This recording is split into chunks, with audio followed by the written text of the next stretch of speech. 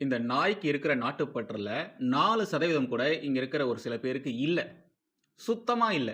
இந்த நாட்டுக்கு சுதந்திரம் வாங்கி குடுத்தது நாங்க தான்னு தெனாவட்டா பேசிட்டு திரியக்கூடிய காங்கிரஸ்காரங்களுக்கு நாட்டுப்பற்று இருக்கா? சந்தேகம் தான். உண்மையிலே சந்தேகம் தான். कंठ कल कल निनाद करले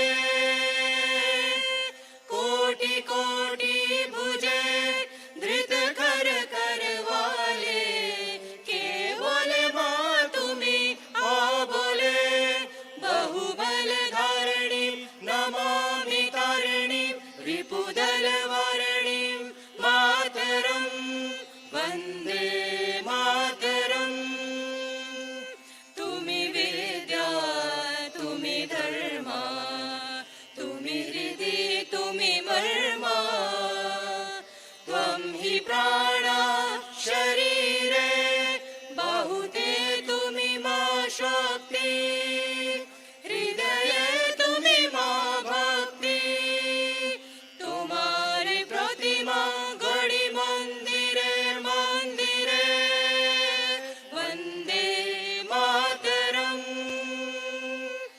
त्वं हि दुर्गा दश प्रहरण धारिणी வந்தே மாதரம் பாடல் மீது காங்கிரஸ்காரங்களுக்கு, கம்யூனிஸ்டுக்காரங்களுக்கு, ஒரு சில இஸ்லாமியர்களுக்கு அதிருப்தியானது இருக்கு. அப்போதிலிருந்து இப்போ வரைக்கும் அவங்களுக்கு வந்தே மாதரம் மீது ஒரு அதிருப்தி இருக்கு. அதனாலேயே அவங்க வந்தே மாதரம் பாடலை முழுசா பாடவே மாட்டாங்க. எப்படி இங்க இருக்கக்கூடிய திருட்டு திராவிட கோஷ்டிகள் தமிழ் வாழ்த்து பாடலை முழுசா பாட மாட்டாங்களோ, அதே மாதிரி வந்தே மாதரம இந்த கும்பல், இந்த கேடுகட்ட அயோக்கி கும்பல் முழுசா பாடவே பாடாது. வந்தே மாதரம் பாடலை முழுசா பாடும்பொழுது சோனியா காந்தி கொடுத்த ரியாக்ஷன்ஸை பாருங்க, கார்கே கொடுத்த ரியாக்ஷன்ஸை பாருங்க. சோனியா காந்தி அந்த பாட்டை நிறுத்த சொல்றாங்க. யார் உங்களை முழுசா பாட சொன்னதுன்னு சொல்லி வந்தே மாதரம் பாடல் பாடும் பொழுதே வந்தே மாதரம் பாடலுக்கு அவமரியாதை செஞ்சு அந்த பாட்டை நிறுத்த சொல்றாங்க. வந்தே மாதரம் பாடலுக்காக ஒரு மசோதாவை கொண்டு வந்திருந்தாங்க. தேசிய கீதம் ஜனகணமனக்கு நாம எப்படி மரியாதை தரோமோ, எப்படி கௌரவம் தரோமோ, அதே மாதிரி வந்தே மாதரம் பாடலுக்கும் நாம மரியாதை தரணும்னு சொல்லி ஒரு மசோதாவை கொண்டு வந்தாங்க. வந்தே மாதரம் பாடலுக்கு யார் அவமரியாதை செய்றாங்களோ அவங்களுக்கான தண்டனைகள் கண்டிப்பா கொடுக்கப்படும்னு சொல்லியிருந்தாங்க. இப்போ என்னுடைய கேள்வி என்னன்னா, இத்தாலி நாட்டை சேர்ந்த சோனியா காந்தி அம்மையார் அவர்கள் வந்தே மாதரம் பாடலுக்கு மரியாதை கொடுக்கல, கௌரவம் கொடுக்கல. பாடல் பாடும் பொழுது கார்கே கூட சேர்ந்து அந்த பாடலை நிறுத்த சொல்றாங்க. இப்போ சோனியா காந்தி மீது மத்திய பாஜக அரசு நடவடிக்கை எடுக்குமா? நீங்க சொல்லியிருந்தீங்க இல்லையா, இத மாதிரியான தண்டனைகள் நாங்க கொடுப்போம்னுட்டு. அத மாதிரியான தண்டனைகளை இப்போ சோனியா காந்தி அம்மையாருக்கு நீங்க கொடுப்பீங்களா? சோனியா காந்தி அம்மையார் கூட சேர்ந்து கார்கே அவர்களும் அவமரியாதை செஞ்சிருக்காரு. சோ அவருக்கும் தண்டனை கொடுப்பீங்களா? இதை விட வேற என்ன ஆதாரம் வேணும்? வீடியோ இருக்கு. காங்கிரஸ் ஆபீஸ்ல இப்படி அவங்க ஒரு காரியத்தை செஞ்சிருக்காங்க. இதை விட வேற என்ன ஆதாரம் வேணும்? நீங்கள் இயற்றக்கூடிய சட்டங்கள் சாமானிய மக்களுக்கு தானா? இத மாதிரி இருக்கக்கூடிய நபர்களுக்கு, அதிகார மையத்தில் இருக்கக்கூடிய நபர்களுக்கு உங்களுடைய சட்டமானது செல்லாதா? நாம எல்லாருமே யூசிசி பத்தி பேசுறோம். யூனிஃபார்ம் சிவில் கோட் ஆனது கண்டிப்பா வரணும், எல்லாருக்குமே சம சட்டமானது இருக்கணும்லாம் பேசுறோம். பட் உண்மையாலேயே யூசிசி வந்தாலும் கூட சாமானிய மக்களுக்கு ஒரு மாதிரியான சட்டமும், அதிகாரம், காசு இதெல்லாம் வச்சிருக்கிறவங்களுக்கு வேற மாதிரியும் தான் இந்த சட்டம் வேலை செய்யுது. சட்டம் கிடையாது. சட்டத்தில் இருக்கக்கூடிய அதிகார மையத்தில் இருக்கக்கூடிய நபர்கள் அப்படிதான் வேலை பார்க்குறாங்க. எல்லாருமே ஈக்குவலா நீங்க பார்க்கணும். பட் ஈக்குவலா நீங்க யாரையும் பார்க்கறதே கிடையாது. வந்தே மாதரம் பாடல இருக்கக்கூடிய முதல் 2 சரணங்களை மட்டும்தான் நாங்க பாடுவோம். வந்தே மாதரம் இருக்கக்கூடிய மற்ற பகுதிகளை, மற்ற வரிகளை, மற்ற சரணங்களை நாங்க பாட மாட்டோம்னு சொன்னாங்க. அவங்க பாடல, நாங்க பாடாததை நீங்களும் பாடக்கூடாதுன்னு சொல்லி இந்திய நாட்டை சேர்ந்த மக்களை வந்தே மாதரம் பாடல முழுசா அவங்க பாட விடல. அதுக்கான காரணமா அவங்க என்ன சொல்றாங்கன்னா, வந்தே மாதரம் பாடல்ல வரக்கூடிய ஒரு சில வரிகள் மற்ற சமூகத்தினருக்கு ஏற்புடையதாக இல்ல. அந்த வரிகளை நாம பாடணும்னா அவங்களுடைய மனசை புண்படுத்துற மாதிரி இருக்கும். சோ அந்த சமூகத்துக்கு மரியாதை தரும் வகையில நாம அந்த வரிகளை, குறிப்பிட்ட அந்த வரிகளை பாட வேண்டான்னு சொல்லியிருக்காங்க. சரி, எந்த சமூகம் அது? வந்தே மாதரம் பாடலை முழுசா பாடக்கூடாது, எங்களுக்கு விருப்பம் இல்லை, நாங்க பாட மாட்டோம்னு சொல்ற சமூகம் எந்த சமூகம்? முஸ்லிம்கள். இந்தியாவில் கோடிக்கணக்கான முஸ்லிம்கள் இருக்காங்க. அந்த எல்லா முஸ்லிம்களும் வந்தே மாதரம் பாடலுக்கு எதிராக இருக்காங்களா? நோ, கிடையவே கிடையாது. எப்படி தீவிரவாதிகள் எல்லாருமே முஸ்லிம்கள் கிடையாதோ, முஸ்லிம்கள் எல்லாருமே தீவிரவாதிகள் கிடையாதோ, அதே மாதிரி தான் இந்தியாவில் இருக்கக்கூடிய முஸ்லிம்கள் வந்தே மாதரம் பாடலுக்கு எதிராகலாம் இல்லை. இங்க இருக்கக்கூடிய முஸ்லிம்கள் 100% முஸ்லிம்கள் வந்தே மாதரம் பாடலுக்கு எதிராகலாம் இல்லை. காங்கிரஸ், கம்யூனிஸ்ட், திமுக மற்ற லெஃப்ட் ஐடியாலஜி இருக்கக்கூடிய அரசியல் கட்சிகள் அவங்களுடைய அரசியல் பிழைப்புக்காக முஸ்லிம்களை பிளேம் பண்ணி, முஸ்லிம்களை கை காட்டி இப்படிப்பட்ட கேடுகட்ட காரியங்களை தொடர்ந்து செஞ்சுட்டு வந்துட்டு இருக்காங்க. இவங்களுக்கெல்லாம் பர்சனலா வந்தே மாதரம் மீது காண்டு, அந்த பாடல் மீது காண்டு. ஹிந்துத்துவாவை இது ரெப்ரசென்ட் பண்ணுதுன்னு சொல்லி இவங்க வந்தே மாதரம் பாடலுக்கு எதிராக தொடர்ந்து பேசிக்கிட்டே வராங்க. இவங்களுக்கு நேரடியாக வந்தே மாதரம்க்கு எதிராக பேச வக்கு இல்ல, மூதுகெலும்பு அப்படின்றது இல்ல. இவங்களால செய்ய முடியாதத முஸ்லிம்களை கை காட்டுறாங்க. அவங்களுக்கு பிடிக்காது, அவங்களுடைய மனசு கஷ்டப்படும். முஸ்லிம்கள் சொன்னாங்களா வந்தே மாதரம் பாடல் பாடனா எங்களுக்கு பிடிக்காதுன்னு முஸ்லிம்கள் சொன்னாங்களா? எனக்கு புரியல. உங்களுக்கு துப்பு இல்ல, வெளிப்படையா சொல்றதுக்கு உங்களுக்கு திராணி இல்ல. நீங்க இஸ்லாமியர்களை, ஒட்டுமொத்த இஸ்லாமியர்களை நீங்க ஒரு சர்க்கிளுக்குள்ள அடைக்கிறீங்க. இஸ்லாமியர்களுக்கு நாட்டுப்பற்று இருக்காது, இருக்கக்கூடாது, அவங்க வந்தே மாதரம் பாடலுக்கு மரியாதை கொடுக்க மாட்டாங்கன்னு சொல்லி நீங்க ஒரு ஃப்ரேம்குள்ள அவங்கள கொண்டு வரீங்க. சித்தாந்த ரீதியாக அரசியல் பேசக்கூடிய நபர்கள் தொடர்ந்து காங்கிரஸ் மீது சமீப காலமா முன்னெடுத்து வைக்கக்கூடிய குற்றச்சாட்டு என்னன்னா, முஸ்லீம் லீக் மாறி இந்த காங்கிரஸ் மாறிட்டு வந்துட்டு இருக்கு. இண்டிபெண்டன்ஸ் டைம்ல இந்த முஸ்லீம் லீக் என்ன மாதிரியான அரசியல் பண்ணிட்டு வந்துட்டு இருந்தாங்களோ அதே மாதிரியான விஷயத்தை தான் இந்த காங்கிரஸ் இப்போ பண்ணிட்டு வருது அப்படின்ற மாதிரி தொடர்ந்து சொல்லிக்கிட்டே இருந்தாங்க. அதை உறுதிப்படுத்துற வகையில சோனியா காந்தி இப்படிப்பட்ட ஒரு காரியத்தை செஞ்சிருக்காங்க. சோனியா காந்தி அம்மையார் மசூதியில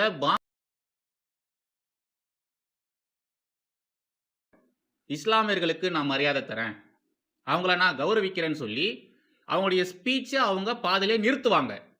ஆனா வந்தே மாதரம் பாடல் பாடிட்டு இருக்கும் பொழுது அதை நிறுத்த சொல்றாங்க. பண்றதெல்லாம் இவங்க. ஆனா பழைய தூக்கி இஸ்லாமியர்கள் மீது போடுறாங்க. இஸ்லாமியர்களை கை காட்டி இவங்க தப்பிக்கிறாங்க. ஹிந்துக்கள் இருக்கக்கூடிய தெருக்கள்ல இஸ்லாமியர்கள் இல்லையா? இஸ்லாமியர்களுடைய ஹோட்டல்ல ஹிந்துக்கள் சாப்பிடுறது கிடையாதா? அப்படி இருக்கும் பொழுது வந்தே மாதரம் பாடல்ல ஹிந்து கடவுள்களை குறித்து இருந்ததுன்னா நாங்க பாட மாட்டோம். அதுல இருக்கு, ஹிந்துத்துவா பத்தி வந்தே மாதரம் பேசுது, ஹிந்து ராஷ்டிரம் பத்தி பேசுது, எங்களுக்கெல்லாம் பாட விருப்பம் இல்லைன்னு இங்க இருக்கிற இஸ்லாமியர்கள் சொன்னாங்களா? இங்க இருக்கிற எல்லா இஸ்லாமியர்களும் நாங்க பாட மாட்டோம், பாட முடியாதுன்னு சொன்னாங்களா? பிரிட்டிஷ் பரதேசிகள் எப்படி பிரித்தாளும் சூழ்ச்சி மூலியமாக நம்மள ஆட்சி செஞ்சானுங்களோ அதே மாதிரிதான் இந்த காங்கிரஸும் பண்ணிட்டு வந்துட்டு இருக்கு. அந்த ஸ்ட்ராட்டஜில அவங்க ஃபெயில் ஆயிருந்தாலும் இப்ப வரைக்கும் பிரித்தாளும் சூழ்ச்சியை மட்டும்தான் இந்த காங்கிரஸ் ஃபாலோ பண்ணுது. வந்தே மாதரம் பாடல் ஒரு ஆயுதம். இந்த நாட்டில் இருந்த ஒவ்வொரு குடிமகனுக்கும் வந்தே மாதரம் பாடல் தான் சுதந்திர வேட்கையை தூண்டியது. போராடணும், இந்த நாட்டுக்காக நம்ம செத்தா கூட பரவாயில்ல, இந்த நாடு சுதந்திரம் அடையணும்னு சொல்லி அந்த ஒரு பாடல் பயங்கரமா மோட்டிவேட் பண்ணிச்சு. ஒவ்வொருத்தங்களையும் மோட்டிவேட் பண்ணிச்சு. பட் அந்த பாடலுக்கான மரியாதையை காங்கிரஸ்காரங்க, கம்யூனிஸ்டுக்காரங்க, முக்கியமா மார்க்சிஸ்டுகள் அவனுங்கெல்லாம் கொடுக்கவே இல்லை. அந்த வந்தே மாதரம் பாடலை இவங்க புறக்கணிச்சாங்க. மக்கள் முழுமையாக அந்த பாடல் பாடக்கூடாதுன்னு இவங்க நினைச்சாங்க. அதை சாதிச்சும் காட்டினாங்க. இந்த கேடுகட்ட கோஷ்டிங்க சொல்லுதுங்க இல்லையா, இஸ்லாமியர்களுக்கு இந்த பாடல் பிடிக்காதுன்னு. எந்த இஸ்லாமியருக்கு பிடிக்காது? இங்க அடிப்படைவாதம் பேசக்கூடிய முஸ்லிம்களுக்கு இந்த பாடல் பிடிக்காது. பயங்கரவாத செயல்களில் ஈடுபடுற முஸ்லிம்களுக்கு ஆதரவாக இங்க பேசக்கூடிய நபர்களுக்கு, இந்த ஆடு அமீர் மாறி இருக்கக்கூடிய நபர்களுக்கு, அவனுங்களுக்கெல்லாம் இந்த பாடல் பிடிக்காது. இங்க இருக்கிற அடிப்படைவாத இஸ்லாமியர்களுக்கு பிடிக்காது அப்படிங்கிறத இவங்க என்ன பண்றாங்க, ஒட்டுமொத்த இஸ்லாமிய சமூகத்துக்கும் இந்த பாடல் பிடிக்காது அப்படின்ற மாதிரி கட்டமைக்கிறாங்க. அடிப்படைவாதம் பேசக்கூடிய இஸ்லாமியர்களுக்கு பிடிக்காத ஒரு விஷயத்த இங்க நாட்டுப்பற்றோடு இருக்கக்கூடிய இஸ்லாமியர்களுக்கும் பிடிக்காது அப்படின்ற ஒரு மனநிலையை, ஒரு பொது புத்தியை இவங்க எல்லாருமே உருவாக்குறாங்க. யாருக்கு பிடிக்காதோ அவங்கள மட்டும் நீங்க சொல்லணும். ஏன் ஒட்டுமொத்த இஸ்லாமியர்களுமே பிளேம் பண்றீங்க? படத்தை படமா பார்க்கணும்னு சொல்ற மாதிரி தீவிரவாதத்தை தீவிரவாதமா பார்க்கணும். அடிப்படைவாத இஸ்லாமிய பயங்கரவாத அமைப்புகளை அடிப்படைவாத இஸ்லாமிய பயங்கரவாதமா தான் பார்க்கணும். பயங்கரவாதத்தில் ஈடுபடக்கூடிய இஸ்லாமியர்களையும் நாட்டுப்பற்றோடு இருக்கக்கூடிய இஸ்லாமியர்களும் தயவு செய்து ஒன்னு சேர்க்காதீங்க. அவங்க ரெண்டு பேருமே ஒன்னா பார்க்காதீங்க. இஸ்லாமியர்களின் பாதுகாவலர்கள் நாங்க தான் சொல்லக்கூடிய கும்பல் தான் இஸ்லாமியர்களையும் அடிப்படைவாத இஸ்லாமியர்கள், இந்த பயங்கரவாதத்தில் ஈடுபடக்கூடிய இஸ்லாமியர்களையும் ஒன்னா பார்க்கறாங்க. காங்கிரஸ் செய்த இந்த கேடுகட்ட காரியத்துக்கு காங்கிரஸ்காரங்க கொடுக்கக்கூடிய விளக்கம் என்ன தெரியுமா? இஸ்லாமியர்களுக்கு இது பிடிக்காது, அவங்களுடைய மனசு புண்படுத்தக்கூடாதுன்றதுனால தான் நாங்கள் இது மாதிரிலாம் செய்கிறோம். எஜுகேஷன் சிஸ்டம்ல இது மாதிரியான விஷயங்கள் கொண்டு வரதுக்கு காரணமே இஸ்லாமியர்கள் தான் சொல்லிட்டு இவங்க பண்ற கேடுகட்ட காரியங்களுக்கு காரணம் இஸ்லாமியர்கள்னா அவங்க மேல பழிய போடுறாங்க. ஆட்டோமேட்டிக்கா என்ன ஆகும்? நம்மள மாதிரி இருக்கக்கூடிய மக்களுக்கு இஸ்லாமியர்களை கண்டா வெறுப்பு வரணும் அப்படிங்கிறதுக்காக தான் காங்கிரஸ்காரங்க அந்த காலகட்டத்திலேருந்து இப்போ வரைக்கும் இது மாதிரியான அரசியலை செய்யறாங்க. முன்னாடியே சொன்னேன் இல்லையா, பிரித்தாளும் சூழ்ச்சின்னு. நமக்குள்ள ஒற்றுமை இருக்கக்கூடாது, ஹிந்துக்கள், இஸ்லாமியர்கள், கிறிஸ்தவர்கள் ஒன்னா ஒற்றுமை இருக்கக்கூடாது அப்படிங்கிற ஒரு நிலைப்பாட்டோட தான் இந்த காங்கிரஸ் இருந்திருக்கு. அவங்களுடைய அரசியலே அப்படிதான் இருந்திருக்கும். இன்னொரு மேட்டர் சொல்லட்டுமா? நமக்கு சுதந்திரம் கிடைச்சி இம்புட்டு வருஷம் ஆச்சு. 1947 இருந்து இந்த 2026 வரைக்கும் எத்தனை பிரதமர்கள் செங்கோட்டையில தேசிய கொடியை ஏற்றிருப்பாங்க, அதுக்கப்புறமா தேசிய கீதங்கள் பாடியிருப்பாங்க. ஆனா முதல் முறையாக இந்த 2026 தான் நம்முடைய பாரத பிரதமர் மோடி அவர்கள் வந்தே மாதரம் பாடல தேசிய கொடி ஏற்றினதுக்கு அப்புறமா பாடியிருக்காரு. First time, for the first time. கிட்டத்தட்ட 60 வருஷமா இந்த காங்கிரஸ் தான் நம்ம நாட்டை ஆட்சி பண்ணியிருக்காங்க. இந்த 60-65 வருஷத்துல அவங்க ஒரு முறை கூட வந்தே மாதரம் பாடல முழுசா பாடினதே கிடையாது. நம்முடைய பாரத பிரதமர் மோடி அவர்கள் பிரதமராகி 12 வருஷத்துல இப்படிப்பட்ட ஒரு சாதனையை சாதிச்சு காமிச்சிருக்காரு. சச்சின் படத்துல ஒரு காமெடி சீன் வரும். எனி ஹெல்ப் ஷாலினி அப்படின்ற மாதிரி ஒருத்தன் வருவான். அத மாதிரி இது மாதிரியான காரியங்கள் நடக்கும்பொழுது காங்கிரஸை நாம எதிர்த்து கேள்வி கேட்டோம்னா, காங்கிரஸுக்கு வக்காலத்து வாங்குறதுக்கு ஒரு சில பேர் ஓடி வருவாங்க. எனி ஹெல்ப் காங்கிரஸ் அப்படின்ற மாதிரி ஓடி வருவாங்க. அப்படிப்பட்டவர்கள் கூட இப்ப ஆள காணோம். முட்டு குடுக்குறதுக்கு கூட இப்ப ஆளுங்க இல்ல. காங்கிரஸ்க்கு ஆதரவாக பேசுறதுக்கு யாரும் வரதே இல்ல. சோனியா காந்தி அம்மையார் அவர்கள் செய்த இந்த ஒரு காரியத்துக்கு எக்ஸ்பிளனேஷன் குடுக்குறேன்னு சொல்லி ஜெய்ராம் ரமேஷ் இருக்கார் இல்லையா? அவர் வந்தாரு. எக்ஸ்பிளனேஷன் தர்றேன். ஏன் சோனியா காந்தி அப்படி செஞ்சாங்க? கார்கே ஏன் அப்படி செஞ்சாரு? அப்படின்றதுக்கான எக்ஸ்பிளனேஷன் நான் தரேன்னு சொல்லி மனுஷன் வந்தாரு. சரி, குடுக்குற எக்ஸ்பிளனேஷன் ஆச்சு ஒழுங்கா இருக்கானா? அதுவும் கிடையாது. ஜெய்ராம் ரமேஷ் என்ன சொல்றாரு? எங்களுக்கு முழுமையாக வந்தே மாதரம் பாடுறதுல எந்த ஒரு பிரச்சனையும் கிடையாது. அவங்க வேணும்னே வந்தே மாதரம் பாடல தடுத்து நிறுத்தல. கார்கே ரொம்ப நேரமா நின்னுகிறாரு சொல்லிட்டு தான் சோனியா காந்தி கார்கேவுக்காக சேர் கேட்டாங்க. சேர் எப்படி சார்? ரொம்ப நேரமா கார்கே நிக்கிறதுனால உட்கார்றதுக்கு சேர் கேட்டாங்களா? வந்தே மாதரம் பாடல் பாடிட்டு இருக்காங்க. முழுசா அந்த பாடல் இன்னும் முடிக்கப்படல. கரெக்ட்டா இவங்க எல்லாருமே திட்டமிட்டு மறைச்சிருந்தாங்க இல்லையா? அந்த வரிகள தூக்கி இருந்தாங்களே, அந்த வரிகள் பாடப்படும் பொழுது சோனியா காந்தி அம்மையார் நிறுத்துறாங்க. கரெக்ட்டா எக்ஸாக்ட்டா அந்த ஒரு வரி வரும்போது தான் நிறுத்துறாங்க. இப்படி நிறுத்துறாங்க. இப்படி பண்ணிட்டு யாராச்சும் சேர் கேட்பாங்களா? ஃபர்ஸ்ட் வந்தே மாதரம் பாடல் பாடும்பொழுது யாராச்சும் பாடலை நிறுத்திவிட்டு போய் சேர கொண்டு வான்னு சொல்லுவாங்களா? இஸ்லாமியருடைய பாங்கு ஒலிக்கும் பொழுது பேச்சு நிறுத்தக்கூடிய சோனியா காந்தி அம்மையார் அவர்கள் வந்தே மாதரம் பாடல் பாடும்பொழுது பாடலை நிறுத்திவிட்டு சேர கொண்டு வர சொல்றாங்களாமா. சார், எங்களெல்லாம் பார்த்தா உங்களுக்கு என்ன கேன மாதிரி தெரியுதா? விட்டா நீங்க காங்கிரஸ் தான் இந்தியாவுக்கு சுதந்திரம் வாங்கி குத்துது. நேருஜி ஃபர்ஸ்ட் எலெக்ஷன்லயே ஜனநாயக ரீதியில தேர்ந்தெடுக்கப்பட்டார்னு சொல்லுவீங்க போல இருக்கே. ஆக்சுவல் ரீசன் என்ன தெரியுங்களா? காங்கிரஸ்காரங்களுக்குள்ள, அது முக்கியமா அந்த ஒரு இன்சிடென்ட் குறித்து காங்கிரஸ்காரங்களுக்குள்ள நடக்கக்கூடிய பேச்சுவார்த்தை என்ன தெரியுங்களா? வந்தே மாதரம் பாடல முழுசா பாடணும்னு சொல்லி இப்பதான் மசோதாவே வந்திருக்கு. ஆனா நம்மளுடைய ஆபீஸ்ல, காங்கிரஸுடைய ஆபீஸ்ல அந்த பாடல முழுசா பாடுறதுக்கு எப்படி ட்ரைனிங் எடுத்தாங்க? அது வந்து கேசட் கிடையாது. அதாவது ப்ரீ ரெக்கார்ட் பண்ண பாட்ட போட்டு அவங்க நிக்கல. தேசிய கொடியை ஏத்தல. ஓகேங்களா? அங்க அவங்க லைவா பாடுறாங்க. ஓகேங்களா? எப்படி இவங்க பிராக்டிஸ் பண்ணாங்க? மசோதாவே இப்போதானே வந்தது. அதுக்குள்ள எப்படி இவங்க பிராக்டிஸ் பண்ணி ஃபுல்லா பாடுறாங்க அப்படின்ற ஒரு குழப்பம். அந்த ஒரு குழப்பம் குறித்து பேசிட்டு இருக்காங்க. அவங்களால ஜீரணிச்சுக்க முடியல. அங்க சுத்தி, இங்க சுத்தி இப்போ நம்ம ஆபீஸ்க்குள்ளேயே இப்பேற்பட்ட நிகழ்வுகள் நடக்குதேன்ற ஒரு சந்தேகத்தோட அவங்க இருக்காங்க. வந்தே மாதரம் பாடல பாதியிலே நிறுத்த சொன்னது இவங்களுக்கு பிரச்சனை கிடையாது. அந்த பாட்டை எப்படி பிராக்டிஸ் பண்ணாங்க? முழுசா எப்படி அந்த பாட்ட பிராக்டிஸ் பண்ணாங்க அப்படின்றத பத்தி பேசிட்டு இருக்காங்க. இந்த இடத்துல வந்தே மாதரம் பாடல் குறித்து ஒரு சின்ன ஹிஸ்டரிய சொல்ல ஆசைப்படுறேன். கண்டிப்பா நீங்க எல்லாருமே தெரிஞ்சுக்கணும். பிரிட்டிஷ்காரங்களுடைய ஆட்சியின் கீழ நம்முடைய பாரத தேசம் இருக்கும் பொழுது பிரிட்டிஷ்காரனுங்க நம்ம நாட்டுக்குள்ள ஒரு விஷயத்தை திணிக்க பார்த்தானுங்க. காட் சேவ் த குயின் சொல்லிட்டு ஒரு பாட்டு இருக்கு. அது பிரிட்டிஷ்காரங்களுடைய தேசிய கீதம். அந்த பாட்ட பிரிட்டிஷ்காரங்களுடைய தேசிய பாடல இந்தியால இருக்கக்கூடிய மக்கள் பாடணும். நீங்க கண்டிப்பா அத பாடித்தான் ஆகணும்னு சொல்லி ஒரு சட்டத்த கொண்டு வந்திருந்தாங்க. அந்த காலகட்டங்கள்ல அதுக்கு எதிராக பங்கிம் சந்திர சட்டர்ஜி இருக்கார் இல்லையா? அவரு 1875ல 1875ல வந்தே மாதரம் பாடல அவர் இயற்றினாரு.